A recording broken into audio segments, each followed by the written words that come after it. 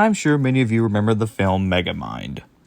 It was an anti-superhero comedy that took the supervillain trope and did something new with it. Personally, I think it's very underrated and a very funny movie. It has a great cast of characters, a good cast itself, I like the concepts and ideas, and it does have a really good anti-hero trope. So when I heard that Megamind was coming back with a new series and a possible new movie, I got really excited as a fan of the first film. There was even speculation that Will Ferrell was coming back. But then the trailer came out and man, there was a serious downgrade. And after watching the movie for the first time, I hated it. So why does Megamind 2 suck? Well, let's find out. The story. The story in this movie is just lazy. It's just a very generic superhero film. What makes the original Megamind so memorable was that it was a very different take on the supervillain tropes. Like the hero becoming the villain becoming the hero. It's all original. And I will give this movie credit that it's not a rehash. It does continue the story. But the biggest problem with this movie is that nothing really happens in this movie. The thing about the plot of this movie is that it's really just something that you would see on a TV series and not an actual movie. Look, I understand this is a streaming film, so I'm not expecting much, but the fact that this came from DreamWorks is just so disappointing. All of the charm and humor from the original is just gone in this film. It wasn't funny, I wasn't engaged, everything was boring, and it just seemed like a typical kids film. There were plenty of ideas what you can do with the sequel, but they all just felt wasted. Everything about the story is just lazy and unengaging. The animation. The animation in this movie is just ugly. Everything about it just looks cheap, stiff, and lifeless. Kind of like something out of the Croods or Boss Baby streaming shows.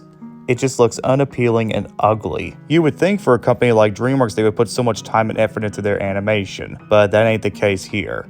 The backgrounds look bland and the city is just bland and looks unfinished. All the characters and their movements are just so awkwardly done and poorly paced. There's even some animation errors in some scenes. I mean, DreamWorks could do so much better than this. If only DreamWorks would have taken a little bit more time to work on the animation. It just looks so unfinished.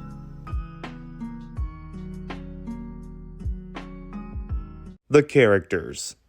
Remember in the original where the characters were smart and funny? Well, hope you say goodbye to them because they are long gone now. Megamind himself is uninteresting and not funny. You don't learn anything from him, and everything that you see from him, he's kind of lost his charm. Not to mention he's just a generic hero now, that's it. Or anti-hero if you want to call him that. Roxanne is just there just because she's there.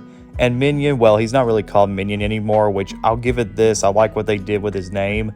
He is just a generic sidekick. And the new characters are not much better. The villains are generic and forgettable. And the little girl is obnoxiously annoying in this movie. I will give them points that they have cool powers, but they're not very memorable or not interesting. Some of the characters did have potential. Unfortunately, DreamWorks just didn't care much at all. Also, while the voice acting is decent for most of them, it's just not enough to save the characters. And then finally, the music. As far as the music goes, it's pretty passable. There are some audio problems with mostly involving the backgrounds, but for the most part, the music is passable. Not much I could say about it, but it's alright.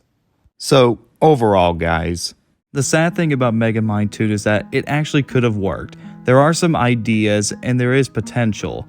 Unfortunately, DreamWorks just didn't put in much time and effort into doing that. The story is lazy, the animation is ugly, the characters are bland and forgettable, and it misses the heart, charm, and comedy of the original. Even with the decent voice acting and some of the music, that's not enough for me to recommend this film. Now, if you did enjoy this movie, that's fine. I can respect that.